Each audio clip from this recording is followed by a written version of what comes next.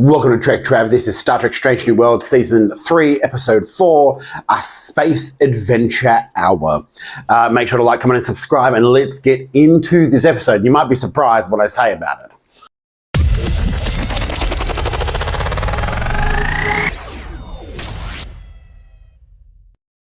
Strange New World has been known for its hijinks episodes, its genre episodes, trying to genre bend, and doing like things differently. Now, in regards to Subspace Rhapsody, I didn't like it initially, really liked it. Later on when I watched it, These Old Scientists, the crossover with Lower Decks, genuinely a really good episode, enjoyed every minute of it. So the genre bending isn't something new to Strange New Worlds. And this episode is really no different. So we get an introduction to the episode in a Star Trek styled, I want to say sci-fi show with Paul Wesley playing Captain Kirk. First thing I don't like is Paul Wesley imitating Kirk from the original series badly. Now I get that they're thinking, oh, this will be a funny little nod to the original series, but I'm just like, do we need to? Do we need to push it? I don't know. It just felt really sort of off to me. I'm like, look, I don't need that sort of reference.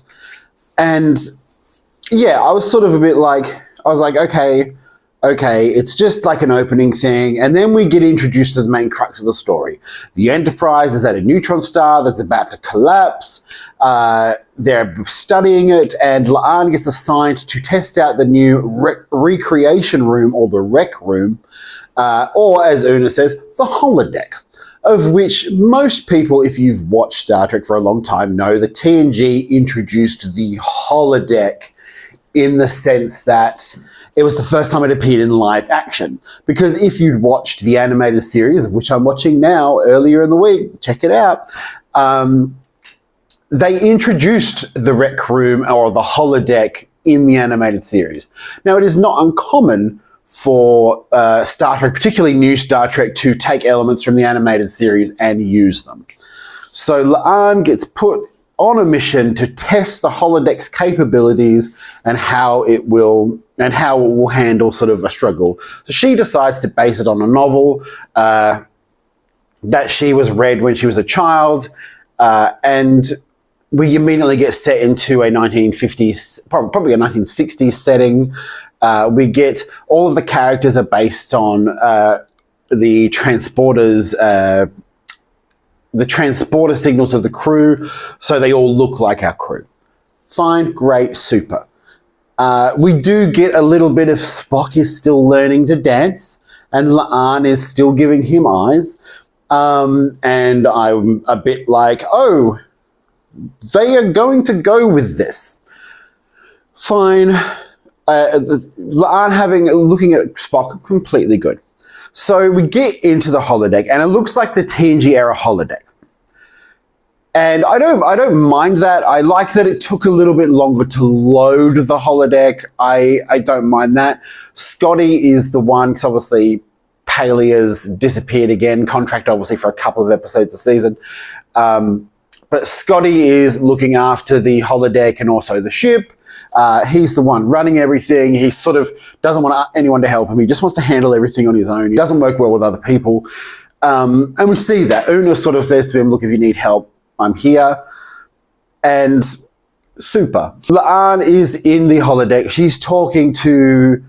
She finds a dead body, and immediately a mystery is afoot. We get like a Uhura. They're all playing sort of, I want to say, stereotypical characters from that era. The best thing about this episode is that Jess Bush uses her Australian accent. About fucking time, I say. We also get like, it's a lot of period. It's obviously in a very, I want to say, not a small set, but like a hotel set, which looks, I want to say, it's conspicuously small. But it's La'an investigating. She lipstick. She accuses someone. Other people get murdered. Your standard murder mystery trope. La'an eventually realizes, like, the computer's adjusted the program to make it more difficult for me, and I can't solve this. So the computer upgraded itself. So she decides to call in Spock. Meanwhile, they can't communicate with the holodeck, and they find out that the holodeck safeties are off. So it brings in more of a threat. Scotty is hiding the fact that he can't communicate with La'an, and the holodeck is pulling a lot of power. Pike is finding out that the shields don't work and the torpedoes don't work and the engines aren't working, and he needs that power. There's a nice moment between Scotty and Uhura where he asks her for help in terms of communicating with La'an, and that's a nice little moment. Those two working together is a nice moment. Scotty doesn't want to tell the captain because obviously doesn't want to look bad. Those moments are fine. I have no issue.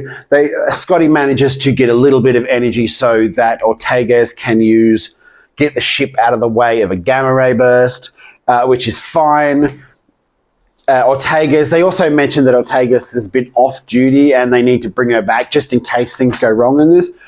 Great, good acknowledgement of the last episodes, which I loved. But so we go through this rigmarole of La'an trying to investigate things. She almost gets crushed by a chandelier. She's talking to Spock. And even I, in this holodeck situation, was sitting there and going, Spock is acting very Vulcan. He's acting very unemotional, unbothered. And he sort of says, I'm the overseer. I'm looking at this from a different perspective.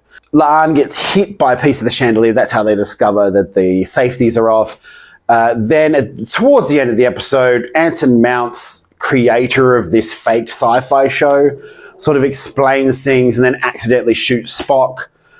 La'an goes in and says, are you okay? And he goes, I am perfectly fine. And she hugs him and realizes that he is actually not the real Spock. He's holodeck Spock, because that's a thing. It's fine. I have no issue with that. That's a nice little spin.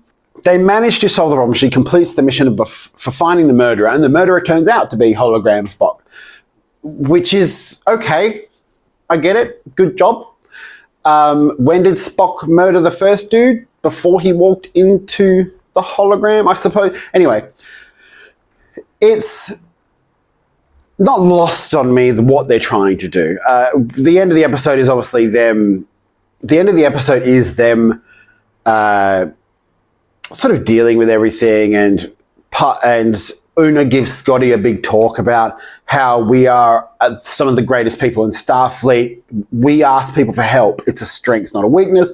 Lovely message. There's Uhura's character talking about how the sci-fi show is brilliant, dealing with morals and stuff, and sending a message while keeping it under the guise of sentence, talking essentially about Star Trek. And I don't meta-commentary in this instance. That show was like clearly, I want to say, I don't even know how to describe it. But anyway, she talks about it and La'an gets teary in her eyes. And I'm sitting there and I'm going, why is La'an suddenly...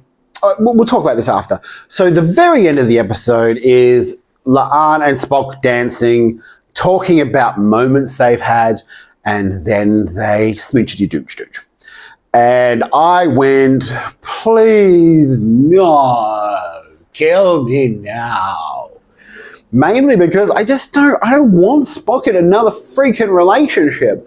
I don't get it. It's like, you don't have to have this character in a relationship all the time. Not at all. And La'an is a weird example because she's, I don't know how to put it. Yes, they've been dancing together, and sure, having feelings for Spock is fine. I understand her having feelings for Spock, but him being so emotionally receptive, I don't even understand it. It's really weird to me why they would choose to go from Chapel to La'an within about 4 episodes. It kind of bugs me, to be honest. But this overall episode kind of bugs me. There's nothing new about it. There's nothing like...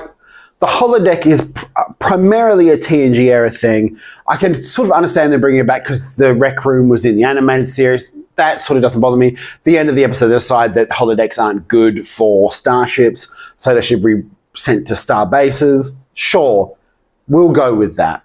What I don't like is okay, you've gone back in time, and it's sort of like a really shitty version of the episode in Deep Space Nine. I'll put it here. I can't remember the title right now, where Cisco is the creator of Deep Space Nine, Benny. And it's sort of like that show sort of talked about the passion and the hardships. It's really deep, like emotional show. And this one sort of just takes the piss out of the concept, moves into, and then goes sort of meta on things. And we get a moment of, oh, how great is the show? It can continue forever because it can. And I was sitting there, I'm going, what do you want me to feel here? To be fair, the romance, not interested. The holodeck romp, not interested. The meta humor, not interested. And I get that people might enjoy this kind of thing, but this is the weakest episode of the season. I genuinely only enjoyed sort of the Scotty elements and the Uhura elements over everything else. And then they had, like, at the end of the episode, the title sequence was based around the fantasy show. And the ending sequence is like, I want to say bloopers, but I think they're fake bloopers. And Jonathan, you can hear Jonathan Frakes sort of talking in the background. Like, look, they tried to have fun, but out of the I want to say genre bending episodes, this one is not great. There was nothing in this for me. I still love Strange New Worlds. It's still a great show, but this is certainly, I want to say, it's either the weakest of this season or the weakest of the entire show. And that's saying a lot. But it is the first one where I've gone, oh, I don't like this. So I can't hold it too much. There's plenty of episodes of TNG where I'm like, oh, this is a bit shit. So it's not a huge issue. What are your thoughts on Star Trek Strange New Worlds, Season 3, Episode 4, a space adventure hour? Make sure to write it in the comments, like, subscribe, and I'll see you next week for other stuff.